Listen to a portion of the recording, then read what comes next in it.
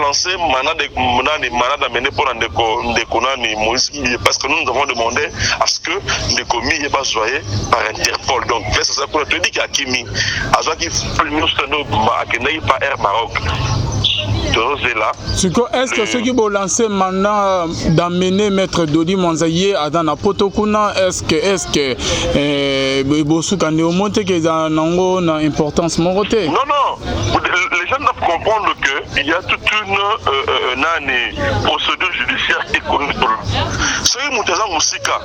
La justice congolaise, a collaboré avec la justice étrangère. Donc, le gouvernement de Moïse n'a mis à Londres, donc l'Interpol n'a et redemandé la justice à Londres que M. Moïse a des comptes à rendre ici au Congo. Donc, par Interpol, l'a extradé pour qu'il répondre valablement dans ma reproché à la Congo. À la place qui m'a bisoté. Et évidemment, donc, nous avons mandat d'amener au token lobby et pas il y a PGR à signaler service Interpol et Interpol pour que va rappeler de Moïse à même par force à répondre à la justice congolaise. Mais oh Yahweh, Yahweh, Yahweh, Yahweh mon espoir, Yahweh, Yahweh, Yahweh, tu es mon espoir. Makambo yo salaka ekamwisaka bana, Yahweh mon espoir, makambo yo lobaka suke kokisama, tu es mon espoir. Tobengi oza komba yango tolobi elonga, Yahweh mon espoir, makambola na maisi mopiangalanda yo zinda, tu es mon espoir. Yahweh, Yahweh, Yahweh, Yahweh mon espoir, mon espoir, Papa yamba, mon espoir, la basa, mon espoir, Sundia bagaye, mon espoir.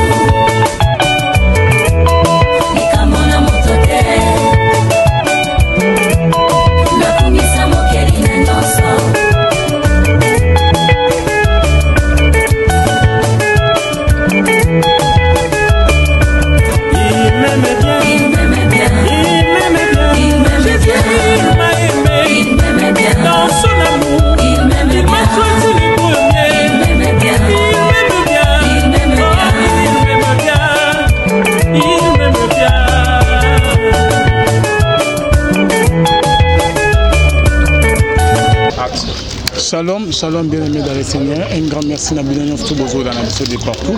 Bonzambe, na bonzambe, lola, ezo fouta simana, to yaro bakenzama boye, to kwaye, wapinama sazo sele biso. Un grand merci à Philo Moukoya Motema Bivens de Homo depuis Londres.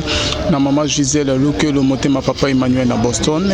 Na pasteur Fezamissi à la bouche autorisée de l'éternel depuis Zurich. Et puis na frère Papi Kongenda, l'homme de Simangolo depuis Champ des Fonds. Bonzambe, na bonzambe lola ezo futa bien aimé dans les seigneurs simana to ya robake nzamba boye to kwaye wapi na masa so c'est la biso bien aimé toujours dans cadre à informer bino bien aimé dans les seigneurs bota comme on a bilili bota comme on a ba image bien aimé concernant affaire oyo ya Moïse mi Eliane makamezo bimaka bien aimé bomona kindenge ba petaki avocat ya Eliane Massasi bien aimé dans les seigneurs et bando bazo mituna tozo meko vérifier information est-ce que bakangi bandeko oyo bayaki ko beta avocat ya Eliane Massasi ou comment bien aimé bana nyango batindaki bango nini bandeko oyo bakoloba kuna na parquet concernant avocat ya Eliane ndenga azwaki Massasi batindaki bango baya ko bomba mais batindaki bango epai nani et pas un Moïse Mbiye et pas un jusqu'à présent il banité mais tozo meka ko benga bande ko na biso to meka mpe ko yeba nini vraiment ezoleka na kuna bien aimé dans les saints tout mon équipe ba nino concernant événement mon pays ya nino ya comment il s'appelle la fille il y a Combo il y a attaché de presse ya Moïse ba uta ko interpeller pe na parquet ba uta ko kangaye ba lobi que non yé comme na ye etanga make pa Eliane a lobi que non Mireille mutamema ki ye place ke ba kene kolongola zemi yango ne ba yaki ko kanga Mireille bien aimé dans les makamon na niveau ezokende tokosuka boni na nyango pe publier ki ba photo ya mwana mwasi Eliane ba lobi ke ba kangi ex basiste ya Moïse Mbiye il paraîtrait que ye muta publier kan oskoyo azwaki ba photo ngo wapi pour ne pas ko publier yango bien aimé dans les Seigneurs. En tout cas minya ko solo ezali restez toujours connectés to me kana ko benga maître avocat parmi ba maître ya Eliane parce que ba lobi ke ba kangi bandeko oyo ba yaki ko beta maître ya Eliane Masasi na butu ba yaki wana pona ko bomaye toye ba bandeko ngo ba tubedi ba lobi ke nanya tindaki bango bien aimé dans les Seigneurs tozo me ko benga maître Dodi to me rappelle ko maître Jovel to me ka un peu koyeba au juste makamango ekosuka wapi to ko kende wapi to kosuka wapi na makamango. Bonjour maître Dodi. Bonjour. Maître Dodi Boni. Bien, de Alvin, appel en Lembi. Téléphone. Ok. Mais émission on peut pas autour benga biso photo vérifier maître Dodi. Ba lobi ke bakangi bandeko yo baya ko beta muninga na bino maître ya Eliane Masasi. Bakangi bango ou comment? Pe bananyango batindaki bango baya ko boma. Jusque là, on ne sait pas encore. J'ai avec moi l'ami ensemble de Zanaye. Batom Akangi, on ne sait pas Nana Kangi Bango, qui a évité quel service, mais jusqu'à la preuve du contraire. En tout cas, l'ami, la quête est encore en cours. Éviter bateau basalé derrière ces dossiers. Ah ok, c'est pour cela l'information tonia tozoa tomoni balobi ke bakangi bango batubeli ba o baya ko beta maître Masasi en to bengi yo direct ne tozali pe proche ya Eliane parmi ba maître bozo travailler dossier to meke un peu ko zo précision sur affaire en ya Eliane o ke baya ko beta maître Masasi. En fait, jusque là les gens doivent comprendre une chose. Pour éliminer maître Justin dans ces dossiers et ça pour ça on le remonter pourquoi parce que dans ce dossier, nous avons 4 à 5 cabinets. Donc, maître Justin, nous avons donné la latitude du Rossala, nous avons déposé plainte depuis de faire une émission telle que Bandeko Balandaki. Donc, pour éliminer, c'est vrai, il y a eu une balle dans le colo et il a endommagé le colo. Mais à ce qui va bomber, tu vois, mon pengai, donc, et puis il y aura d'autres avocats qui viendront pour défendre la personne de Liane. Donc, bon, les allons info débat. Le rendez-vous, c'est pour demain. Demain, le but de ça, qu'on a vers 7h30, selon la demande de la procureur général. Nous avons à 7h30 pour confronter Madame Mireille, M. Christian, avant balancer manade amené pour parce que nous avons demandé à ce que les commis n'est pas soyé par Interpol. Donc, c'est ça qu'on a dit qu'il y a Kimi. À ce qu'il faut nous pas Air Maroc. Est-ce que ceux qui vont lancer hier dans la Potokuna, est-ce que qu'ils ont une importance morotée? Non. Les gens doivent comprendre qu'il y a toute une procédure judiciaire économique. La justice congolaise, a collaboré avec la justice étrangère. Donc, le gouvernement de Moïse à Londres, donc l'Interpol n'a et redemandait na justice à Londres que M. Moïse a des comptes à rendre ici au Congo. Donc, par Interpol, l'a extradé pour qu'il a répondre valablement pour reprocher à la Congo. À la place qui m'a bisodé. Ok, merci beaucoup, Maître Dodi Monza. Donc, l'objet déjà, vous avez lancé mandat d'aménagement déjà. Et évidemment donc nous avons mandat d'amener au token lobby et pas il y a PGR à signaler service Interpol et Interpol pour que va rappeler de Moïse a même par force à répondre à ce congolaise. Mais les caméras tout s'appelle banderote lorsque tu as l'interview na mes Crispin au qui a vu Masses attendre comme ya Moïse koloba que non bandeko ba lobaki ke abima na dossier ya Moïse. C'est comme si que bandeko ba yaki ko bete Masses bazalaki envoyé par Moïse to bazoko seleka makam. En fait bandeko na bazalaki clair. Quand on va commis wana na 4 motos na bango ba koti ba tuni bola sabiso porte ya ndeko Justin. Balaxi bango ba mon ndeko Justin bonjour. Il y a de soit libanda parce qu'on a des choses à te dire. Donc va commis libanda ba bise ko matana moto kenda bino kena moto be pour la nini. Tu regardes la moto tout ça. Nga bali ko ça la résistance bandeko na bise yo lo kongo tika dossier Moïse Mbiete pour éliminer yo. Pour preuve ba beti bal na lokolo de sali que ton ndeko gangi ba voisin ba ype beni ba yé de bati moto ba kimi ba to wana na soto. En tout cas, merci beaucoup Maître Doli Monza. Merci vraiment de la disponibilité aux anons en tout moment peut s'abuser tant aux anons pour ça. Tous aligner na frère Max Mbenga na plateau après sur moté est-ce que aux anons bison. Ça été modé. Zambé asunga tout le gâteau démantelé ba mauvais pasteur na bateau nous soin ko saka na mobeko o de benga mobeko à lutu ya makasi pour la Bible. Ok, merci beaucoup. Pour plus de précisions, pour plus d'informations, Maître Doli Mutozali proche ya Eliane, tout au corps peut numéro rapidement, s'il vous plaît. Bon, en fait, numéro n'engane le toujours. N'engane pas menacer, mais c'est Justin. Ma consort menacer parce que moi je reçois des appels et consorts. Mon numéro c'est plus 243 89 64 32 073. Plus 243 89 64 32 073. En tout cas, il y a bien de Rolanga Jean Bagarre, Loro Mondero Sala, nous réfléchir. On sait comment ramener à la raison. Merci beaucoup, Maître Doli Monza. C'est à moi de vous remercier. Oui. Ok, là c'était Maître Doli Monza, parmi les avocats. Adali Moko, parmi les avocats, il y a Eliane, et proche Nabango, Papa Max Mbenga, Kulutu, Papa Nabiso, Tolanda, Narosala Musaloyo, Tozo Amboate Kabapa Nao, malgré que Tozo Landa. Modèle Yosaïla Moussana, to Komiata, na Chevi, place Bamara Mossalite, mais Tozo Kangamano, Katinenza Masala, grâce à Komisa Bisope, Lolenge Yo Okoma. Lilo Banini Okokikolo Papa. D'abord, on merci pour l'invitation. Puis merci na bande konyos bazola na biso bipai na bipai.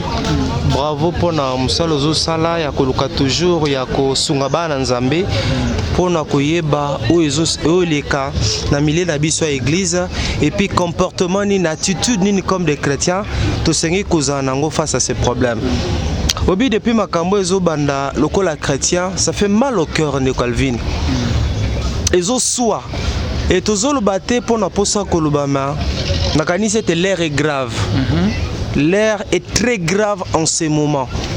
Na esi ke bana nzambo bazala averti na ba moment oyo bazolela. Na histoire ya mboka na biso, na histoire ya évangile. Na histoire ya réveil, ya République démocratique du Congo, je pense que c'est pour la première fois na niveau ya église tokutana na tempête, tokutana ba moment lokola oyo. Ndela bakimbalele kinde kwa ba moment oyo eza moment oyo mwana nzambe soka za distrait, mwana nzambe soka tomboli misune na ngomba te, il peut s'égarer, il peut se perdre et puis découragement et ko s'installer kati na vie na ye. Nalandi ndenge bosololi na ndeko na biso avocat oyo ya Eliane, dossier commis na justice tout le banine. Comme dossier comme la justice, je pense qu'il est souhaitable que la justice fasse son travail. Mais ngana sepelaka que ça c'est un point de vue. Bah problème, il y en aura toujours. Mais lorsqu'il y a des problèmes au niveau église, na mone ke zaka malamu to résoudre rango na niveau na biso à église. Na église il y a des sages, na église il y a des personnalités, na église toza pe na bilombe. Oh, quand il y a des problèmes comme ça qui surgissent, na moi que ça malamu batata na biso wana koluka ko s'accaparer na ba dossier et puis kotala dans quelle mesure par la grâce de Dieu, par la sagesse divine, avec l'appui du Saint-Esprit, qu'on meka ko résoudre ba problème. Alvin makambo ezoleka mikolo na église.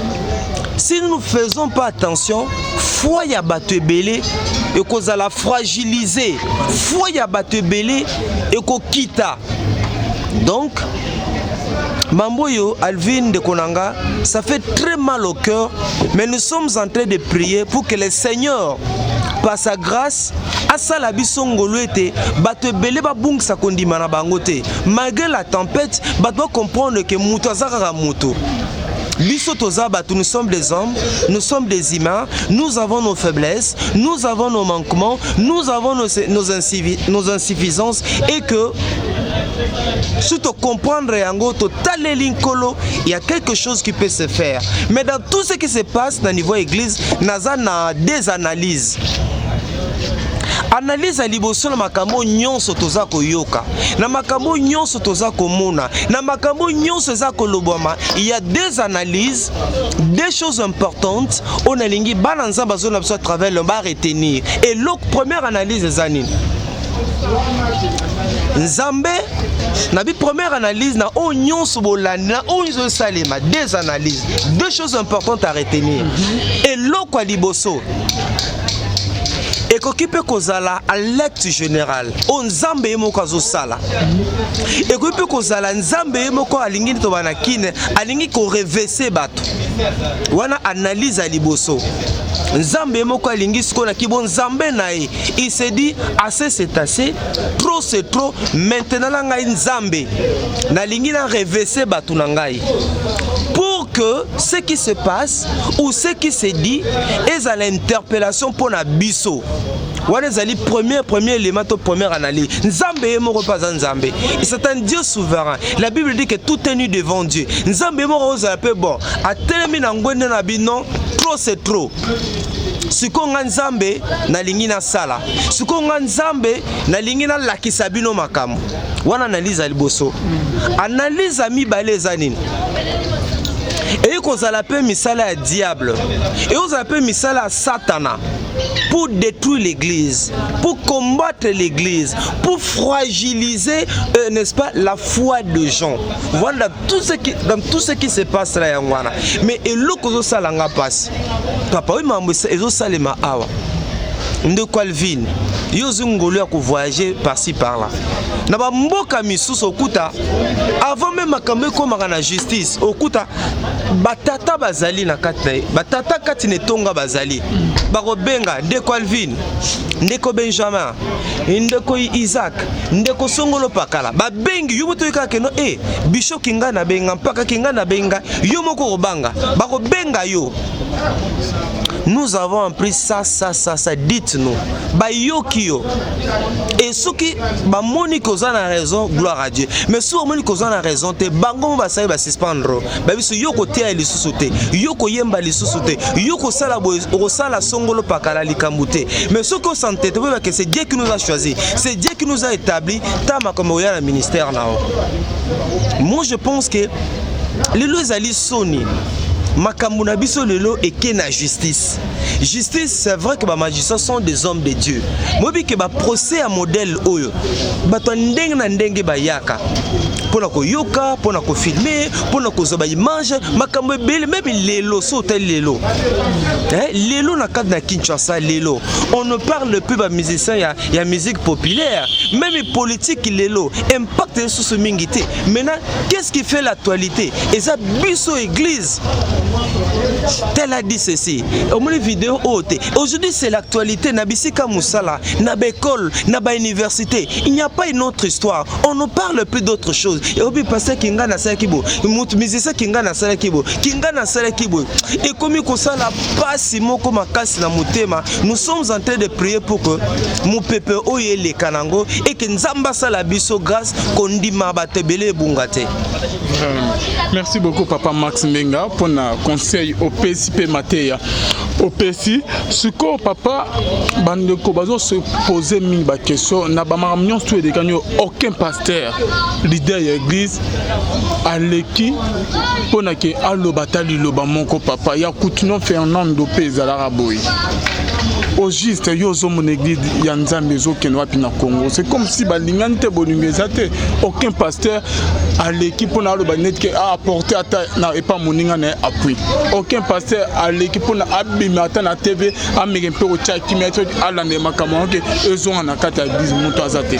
Ça c'est une très bonne question de Calvin. Akanisi que l'émission ba leki na lobela kao. Oui ba mboka lokwa ba Nigeria. Des choses comme ça négocier na mboka bo. Ba tata ya lingoma rote ba mpaka lingoma rotelema et puis ba koloba. Mais tu sais na mboka na une église de réveil par exemple. Église de réveil c'est l'église moko pluriel. C'est-à-dire mutu na mutu akoma pasteur na ndenge na ye. Muso azali alaka la muki bishop. Bishop des nations, évangéliste local, archibishop, archipape, archinzambe, mutu na mutu. Alala kamuki asa l'église na ye ayebiso moi le Seigneur m'a dit ceci. Wane loko aliboso. Et loko mi balé c'est quoi? Na niveau de l'église na biso awa. Bato mingi.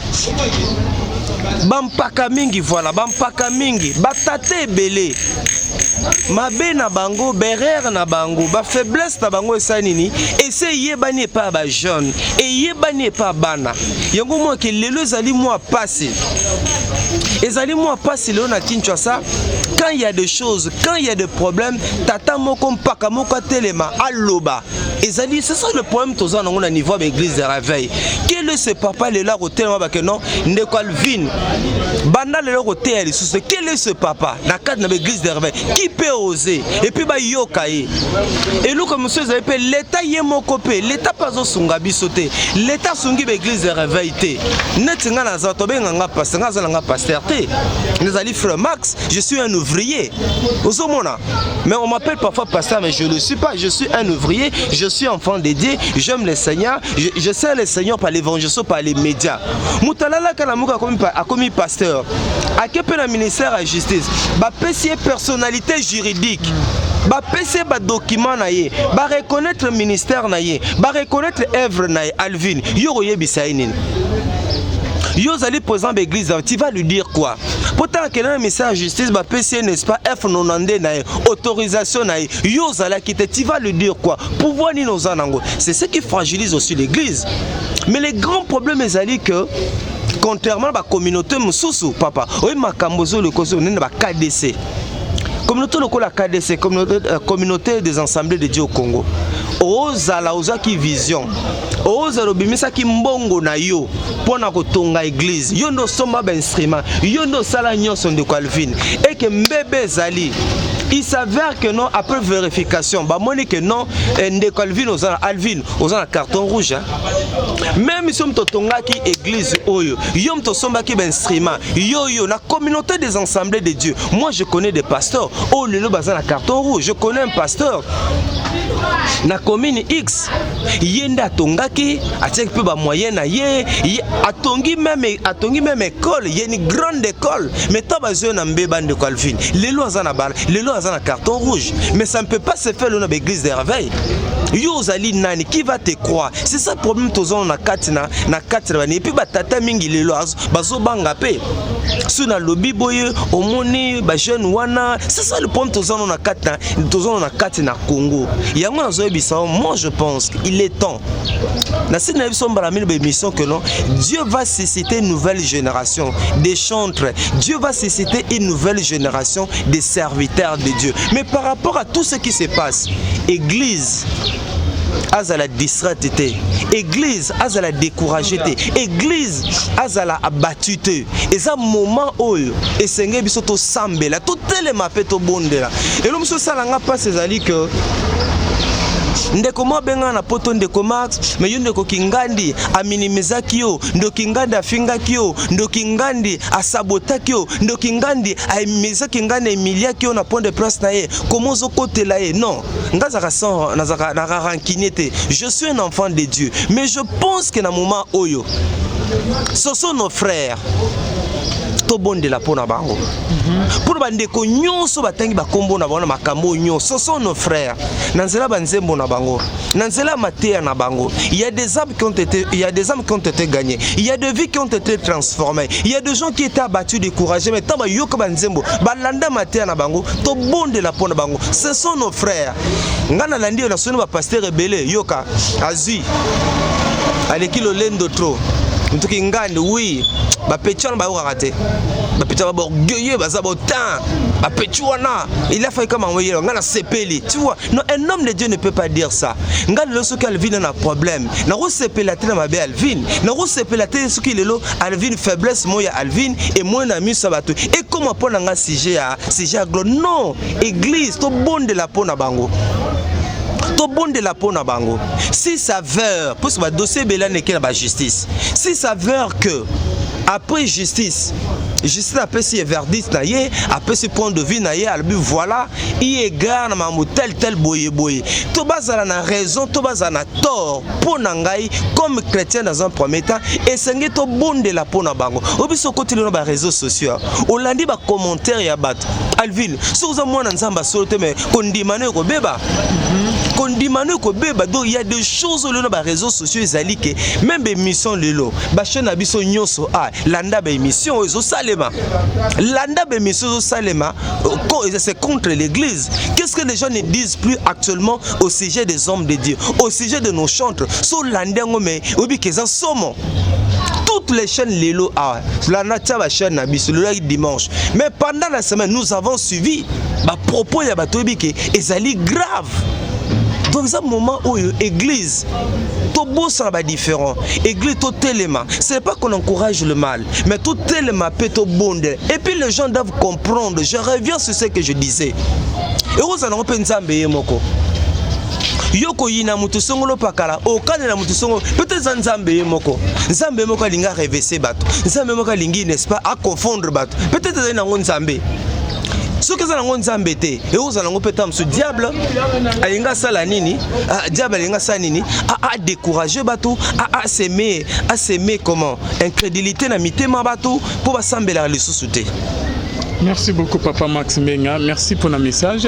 Nous le banis koko bakisa pour na mboka, le tolon l'église, mboka zo kenendeni pano pono. Avant que maman mboka, nena sukisa pour na dossier tali bandi konabiso. Les pasteurs Moïse Mbiye, ce sont des gens qui sont cités, c'est ça, actualité à l'élo. Les andeko Maï Kalambay, les andeko Michel Bakenda, les andeko Lord Mbongo, batanga qui est au moins dans les réseaux sociaux par rapport à la déclaration il y a mai 30 si c'est vrai ou pas. Les andeko Liane, les andeko Peniel, les andeko Kingani. Oh ba nyonso ba kombo et tanga mika na dossier oyo. Attaché des prix. Bango nyonso. Tout ça l'attention. Tout qui n'est pas en justice. Juste à repérer sur raison. Est-ce que nous avons pas sur raison? C'est très important. Donc il n'a pas en justice. Juste à non, tu as raison. Est-ce que nous avons pas sur raison? Et lui, il a que na bandeko. Moko na moko vanda asala oba bengaka examen de conscience. Oba benga tozo na classe introspection personnelle. Obi ko ça pose 10 sur 10 hein. Mais obi ko trichai. Tout le monde peut la classe hein. 10 sur 10 ba benga Alvin Beya 10 sur 10. Mais yo mo yebika ki la trichai na ngai. Mais aussi 10 sur 10. Mais aujourd'hui 0 sur 10. Que oui, n'a mérité 0 puisque je n'avais pas étudié. Dans tout ça, la Keba, justice ça peut blanchir. Est-ce que nous allons blanchir? Voilà pourquoi il est souhaitable. Ce sont des hommes de Dieu, ce sont des serviteurs de Dieu. Moko na moko vanda.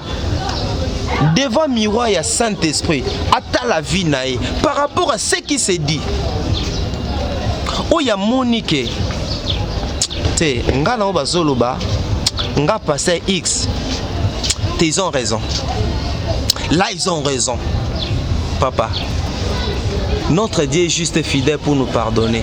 Lorsque nous nous humilions, lorsque nous reconnaissons nos fautes, lorsque nous reconnaissons nos culpabilités, Dieu est fidèle.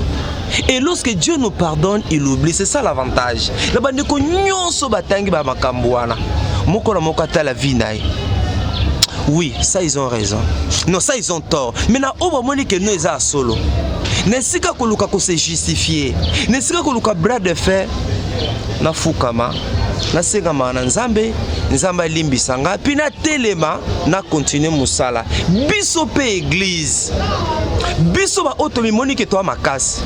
Biso otomimoni ke non to sumukate. Biso otomimoni ke ngano na pechate. Biso otomimoni ke non na sala erreur ya bongo te. To bonde la pona bango. Je réponds. Oya moni ke ye na vie na ye mobimba. Nana sumukate, nana sala dégate. Obi lelo c'est vrai. Vrai ou faux? Béré bande komonani. Mais ebele pe bazali. O bo sala ba dégâts peut-être nan ebimité, mais c'est juste aujourd'hui. Ebele pe bazali. Bo sala ba dégâts ya somo, mais nan ebimi na poissaté. C'est pour dire que ngana zo senga église ya Congo to bondela. Bande ko bango moko pe batia attitude ya humilité. Au bout des moments comme ça, et ça moment où ça va déclaration pamba te. Des moments comme ça, et ça moment où le TVT, et ça moment où ça gangsterisme te, et ça moment où se moquer na batute, et ça moment où c'était ngana za mbongo, ngana za na bozu, ngana ko suki sayo te. Papa, bon ce que za nzambe ye moko mutaza na base makamo nyonso et que nzambe mo atemi na lola. Abi voilà maintenant je vais frapper. Nina RVC. Nani, yipsa nana ko bonisa nzambe. Nana ko aiko empêcher l'accomplissement du plan de Dieu, l'accomplissement de la volonté de Dieu. Qui peut l'empêcher? Ni mbongo, ni ba relation, ni quoi que ce soit, et il faut empêcher accomplissement de la volonté en Zambé, accomplissement de la souhait en Zambé. C'est très important, Marambo Nazoloba.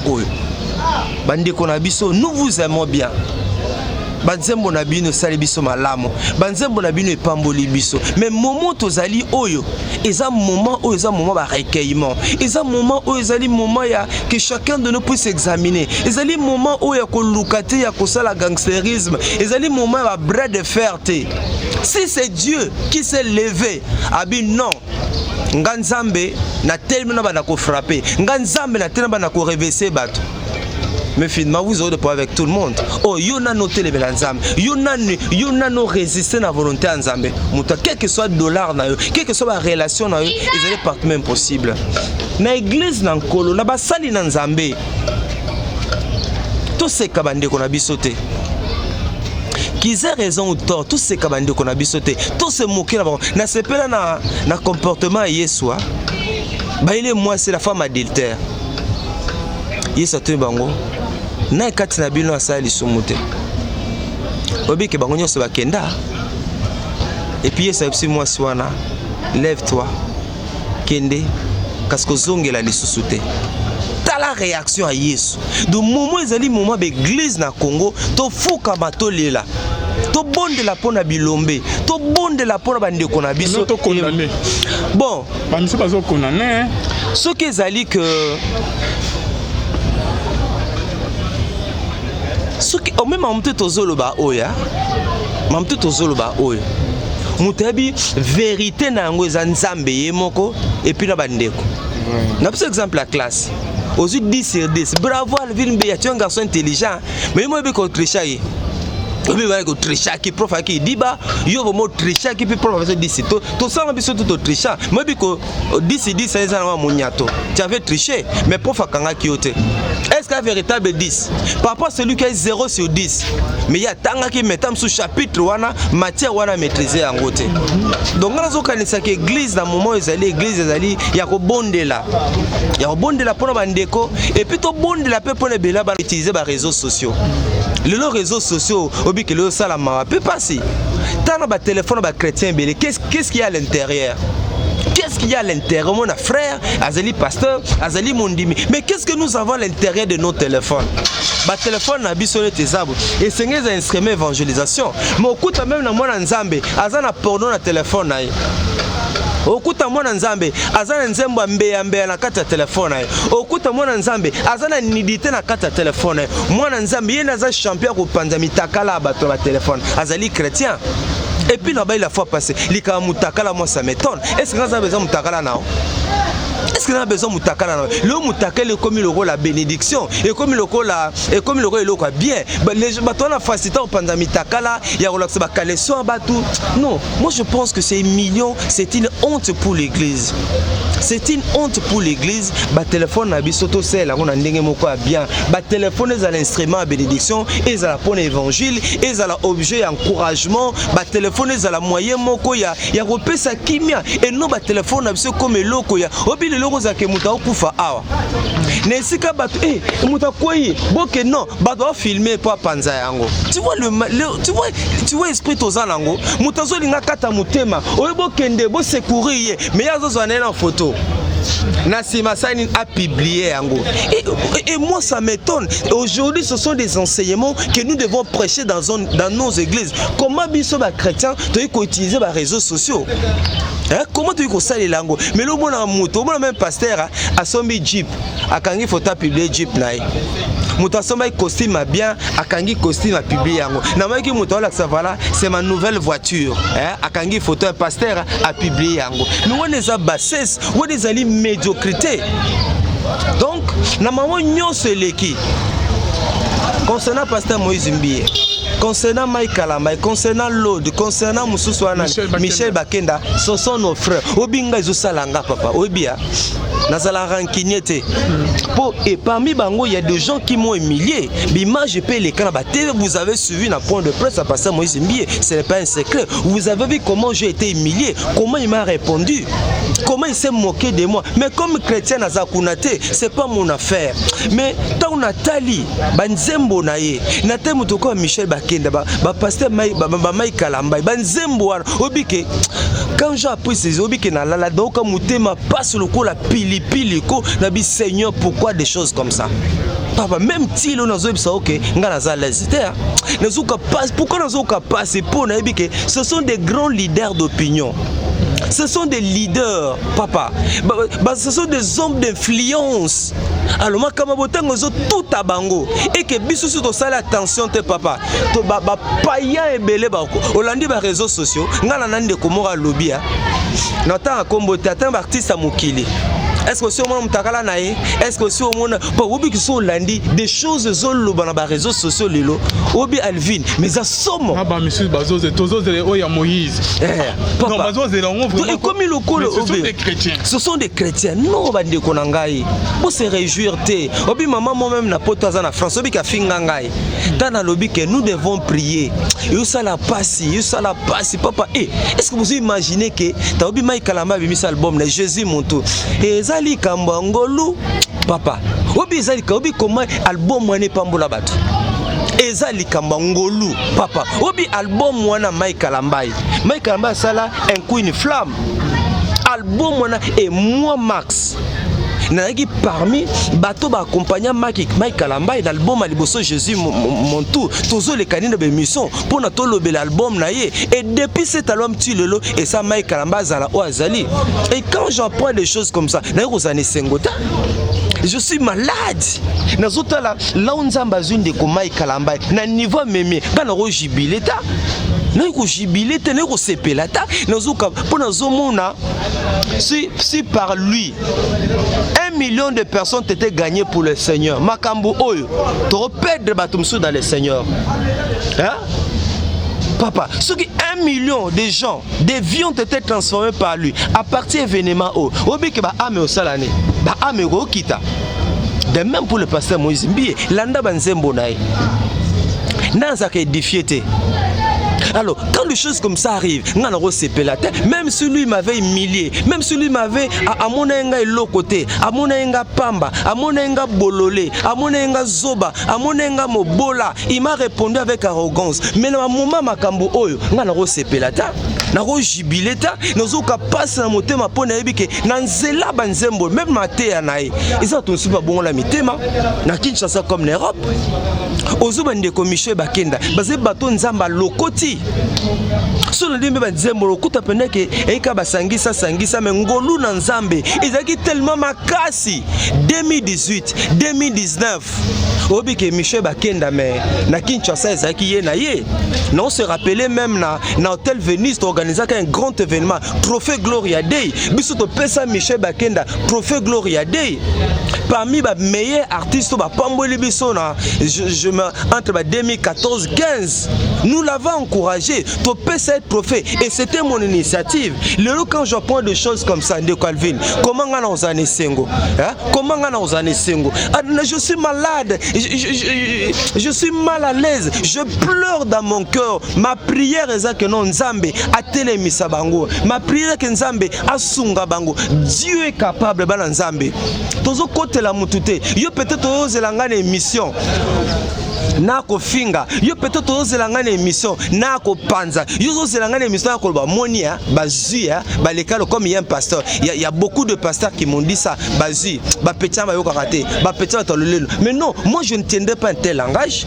Je ne tiendrai pas un tel langage, papa. Tout le monde a peu même la Bible. Ça, aujourd'hui, c'est David. David a bimana moi ça moussalinae, mais Dieu l'a appelé l'homme selon mon cœur. Et moi, je crois que si c'est vrai, si c'est faux, gloire à Dieu.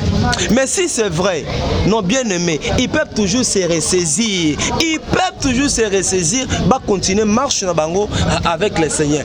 Biso, yo mi moni ki yo za makasi. Yo mi moni ki yo na no suyo a danger. Bonde la pona bango. Benda bango ba telema. En ce moment nous aurons gagné.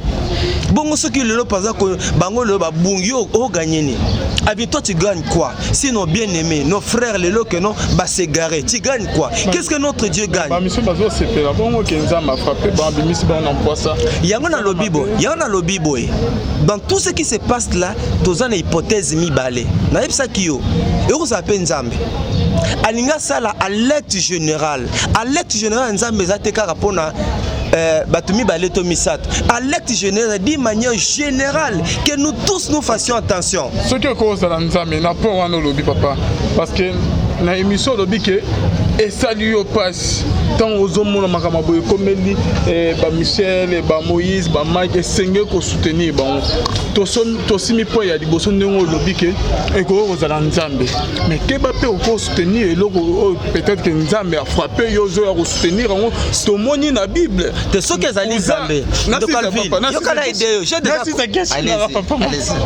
to moni que uza achelinge quoi ayenet que ko aider Nzambe a frappé to moni toujours na Bible le roi Saoul qui a été rejeté par l'Éternel Samuel a zoya kolela pona ko prier pona ye Nzambe a peki Samuel alors que je l'ai déjà rejeté le même Samuel wana Nzambe tindiye na maison ya papa ya ba David akene ko wendre oyo akoma roi na kati ya mboka Israël bana liboso ya nani babimi wana Samuel atali Nzambe yebise que non je l'ai rejeté parce que a travaillé na Saoul ozomonte que Nzambe akope koya kokoma obeto parce que on doit soutenir eloko Nzambe a rejeté. Toi et moi na lobi bongo te mais na pese exemple c'est premier point non. Toi et moi nous avons le même langage. Nous disons presque la même chose. Moi je ne peux pas venir ici sur un plateau de télévision pour dire non, moi je soutiens non, je dois être malade,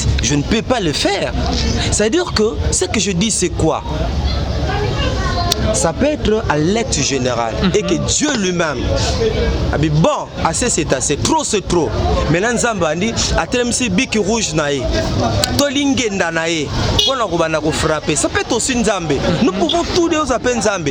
Mais à l'être général wana Nzambe, ezateka kapona 2 ou 3 individus. C'est ezali général lelo de Calvin. Ezapela bandeko belé lelo ba ça ba dégâts. Lelo 4 églises ao. Obi kezamba soba msuba melaka bangi baza.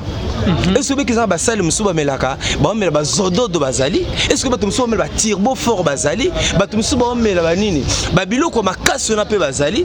Mais les lorsque net all baboy azane calme quitte c'est là avant dina hier. Et vous à l'acte général on ezali pona ngai. Pona yonde Calvin, eza pona maman, pona papa zona oze mosana Nzambe. Tu vois à l'acte général on ezate kaka pona batumi baleto misato, pona biso nkolanga arola tso que non. Attention. Nzambe na telemisiko.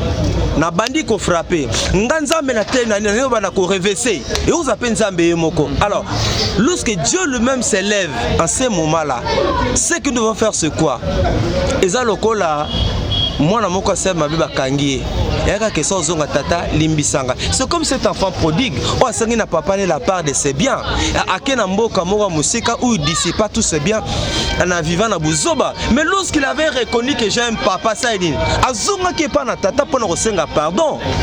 Tu vois idée nanga libosongo eza ngwana lorsque zali si c'est Dieu lui-même o ya telema binina reverser biso comme bateau et osenga mawana nzambe nazala mutako mikitisanga mona reconnaître les grands problèmes c'est quoi chez nous lorsque ngana koina mabe eza difficile pour na biso mona mutula ba non bande ko bolimbi sangai obi culture wana ezate culture wana na mboka na mso ezali que non nazali mutu alvina za mutu na osala pe dégâts naza mutu na wipe kokoya naza parfait jeu des erreurs mais lorsque réveiller lingai le man à niveau église c'est quoi ezali difficile mosana nzambe ezali difficile mwana nzamba le kana teba bana bandeko na sala ki bino mabe na fukami bolimbisanga na za moto bobondela ponanga. Ce sont des cas rares mais tout le monde va reconnaître ma bête c'est comme si bazo c'est ça le mal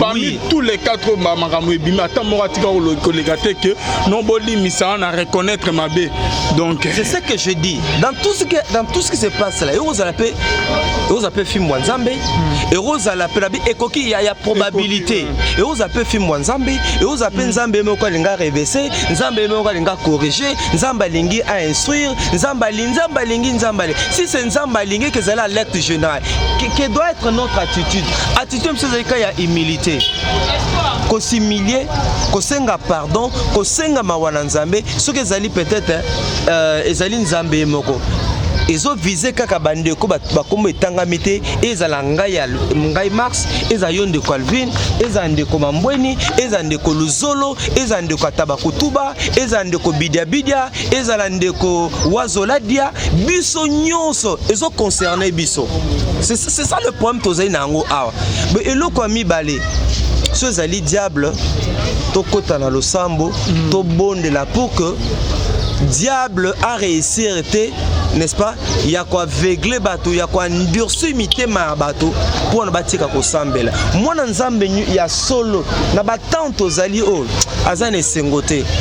Moi na nzambe ya somo ça na nzamba solo ne dira pas comme certains pasteurs na yo qui bazui baza batalo lendo ba pechana ba yo raté ba misu ba émission ki ba vidéo ba misu peso ya ba robimisa ba motinda bilomo ya bon moi na nzamba solo dans langage wana te moi na nzamba solo dans langage wana te moi na nzamba solo za te que non amoni bolumbu moko yebo yepa bandi ko partager moi na nzamba solo sala ngote bolumbu mo batindele bo yepa comme non to partager ce qui est positif to partager ba valeur to partager ba anti valeur te demande frère Patrice ça savait que bien que ceux qui besoin na ba vidéo a bobo publier sur ce beau tinde là bo yebi se ya benga bandeko wana si c'est pour que ko corriger ndeko ko bo église te bo publier te bo tinde là mais ba monsieur on dirait que to bimisa bona bo to sambusa ye oui puisque Yazali président ba mission chrétien du Congo moi-même j'étais parti le voir le toza dimanche je crois pendant la semaine j'étais avec lui na kene ko mona ye ko solo na ye pe na tuna ke motuna président moto ezopela na mboka oyoki pe omoni na nzela ba réseaux sociaux yo lobini yo zali papa wana nyonso baza bana na olobi boni je crois que d'ici il va parler il donnera aussi son point de vue et nabi kaza papa za na sagesse ebele nous sommes en train de prier nzamba sungaye tolingi mu pepe o vraiment ko eleka po sinon te rozala et rozala bien te pona biso ba chrétien et rozala bien te kondima bato vraiment evanda te et qu'on risque au quitter. Nous sommes en train de prier pour ça. Et surtout dans la bande de réunion, tout bazar pour nakara. Non, tout ce qui c'est to humilié, to bimisabo, to sabo eza bien te, la quitte que non sur samusinde au moya pasteur, y a musicien qui au gagné dans mokiye ba que tout se paye ici bas. Dans la Bible les autres bien sûr dans Luc 21 23 dans Luc 22 les fils de l'homme non version na komakiawa dimisa papa Max Luc 17:1 plutôt, Luc 17:1, Jésus dit à ses disciples, il est impossible qu'il n'arrive pas des scandales, mais malheur à celui par qui ils arrivent. Donc, wana liloba nzambe, Papa Max, on a système ya bandeko bakoma ke poitanons-nous vivants, dénonçons-nous vivants. Et comme net qui rythme boyo monya on était mon slogan yo. Ba slogan za nini? Dénonçons-nous vivants. Poitanons-nous vivants. Tant aux en abomoy. To poitaner quoi. Ce qui est là dans une de konanga za na mbeba. C'est ça la méthodologie à Bible non ça ni. Ngamono ke d'abord comme ande Calvin. Tala boye boye na solo la nae sunde Calvin na yo kité na zune de komi ba leto misato na memi ba ngoto ke sonan de Calvin so esimbité méthodologie à bilo ngwana to moni lokola mopagano.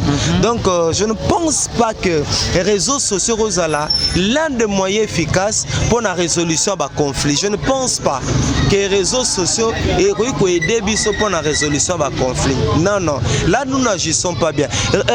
Réseaux sociaux rozala te pour na biso nabi résolution ba conflit et rose à la té estimant quoi nuisance le loto ba kemi ko ma nuisance inde quoi Alvin tu es non public.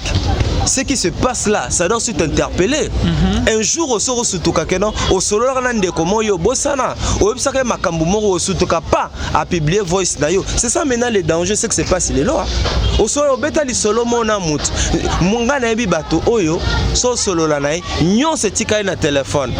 Mais le péché ne restera jamais impuni. Ah, il y a un solo ba. Mais on a besoin de nuire bango. Yeba kenzamba lo la refa. Ah, ça c'est très important. Et ça bande ko solo, il y a ça quoi enregistré yo. Ah boni kuna ça va. Ah boni obi masolo ana penza nganga. Yo obi ko azani konanga. Nzoka bande ko enregistré. Lobe ko mona pas.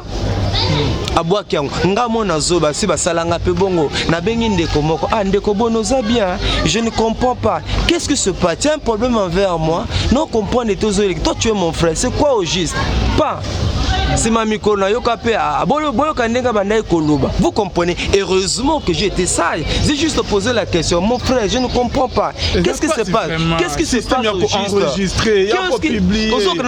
avec quelle intention la Tony Moto mon frère je ne comprends pas qu'est-ce qui se passe au juste tu es pour envers moi ezanini au juste non comprendre l'état je me reproche de rien tu es mon frère ezanini ndeko enregistra maloba wana pas lobi pa bwaka yango ngamo pe na landi na ba réseaux sociaux boyo kandenga lobaki ndeko je ne comprends pas tu es mon frère qu'est-ce qui se passe au juste ezanini konde konanga vraiment non comprend États-Unis ezanini non se reposter mon frère obi comment na considérer kayo bandeko balandaka site no bakuta pe yango vous comprenez c'est to komi na médiocrité bassesse moko biso et ça la passe mi na motema mais Dieu est juste hein? Dieu est juste lobama monsieur zala sol monsieur zala lokuta Alvito au même moment toké ezayo épargné ta tu es une grande star lelo na makambo ya ba site lelo nini la voix céleste ne t'en fait pas les a très suivi Alvito tu es toujours à la page aux épargné non ça musoko si tout le monde est content de toi aux appelle banguna aux appelle cyprès un jour mutukaka osola na mutu et puis le long on peut te fabriquer mutakala il se dit que technologie n'enge komi donc to komi na moment eza moment keba mais ngana ko sepela ke ezala ta mamba solo mais ce vraiment que non ngaka na va na laboratoire nanga pour natala comment na suer image Alvin comment na ridiculiser Alvin c'est vrai mais Dieu est juste c'est que l'homme aura semé et il le moissonnera.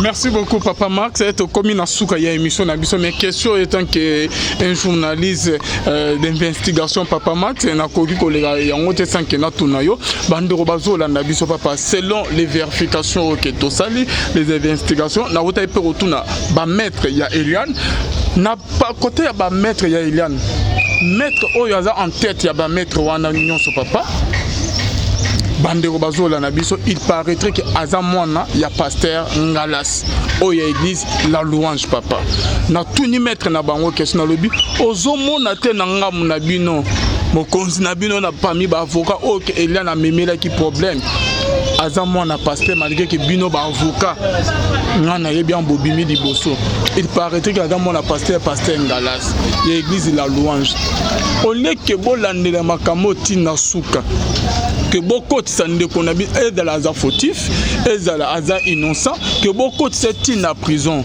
à que nous connaissons quoi ma tout mon exemple ya Coutinho Fernando denga côté qui na prison na état na ndenga ya ko bimela papa ba ne belé papa lui na AVC santé baby vie baby ministère ezongisim beaucoup ko bongisa ngote entre bino étant que ezonga na église bo bongisa na corps de Christ moko ya ba avocat imam Joannès Ali ya Hélène a lobby que parce que nous avons posé des questions répondre car je suis au milieu du village. Alors que nous avons bien qui est autre temps à l'amiable et Seigneur que ça la bokosa bonde comme Moïse à l'obéi n'a repéré l'oroté n'a renimé l'oroté n'a repéré ça peut l'oroté bon mais ma problème partout biscagnon tout beaucoup même et le communauté que ça la ma baokanga été na relaxé bino que ezanga ba mona mo arrogance mo roboy ba le trop c'est trop ba mimi on a niveau ba mimi on a l'état kata ni kamu papa parce que toujours les qui fa ba mimi en église na posé mutuna na répondre na kota mona pasteur Ngalas na arrogance kota Moïse ni magi proposition parce que na kondana ki bon mais Moïse a la qui c'est arrogance mo boye soit aboya ki proposition na bon mima partout beaucoup même parce que ah oui comme qui bati na mandat ba mima ba zo ngise bon na bo c'est sûr qu'il y a ça la prison ceux qui que ba prévu ko bima et pas il y a dans la scène de Calvin c'est qu'on a débit hein personnellement non qui passe que mamna biso ezala toke no samba et comme aboyer batonyon sobaya ezala propreté puisqu'il y a des gens oyo babongo na mitema na banzemba pasteur Moïse parfois na matéa na na télévision les appels na bateau bazwaka biso na niveau moko boy ngape na depuis kala na lilaka. Lorsqu'il y a des problèmes au niveau de l'église, comme ça se passe sous d'autres cieux, l'église à l'église à Congo, batamaye les bazar, bassage peut bazali. Là c'est pas lorsqu'il y a des problèmes, donc que bassage na biso batelema peut basanini, kokata makambuana. Na mitango dossier à traiter na niveau ya église corps de Christ.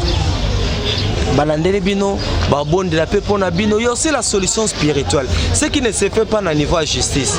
Justice à Boké, bon, Baoulukana, yo zana tort, 15 ans de prison, yo 10 ans de prison, yo boyebo, il faut foutre Kingani. C'est ça la justice.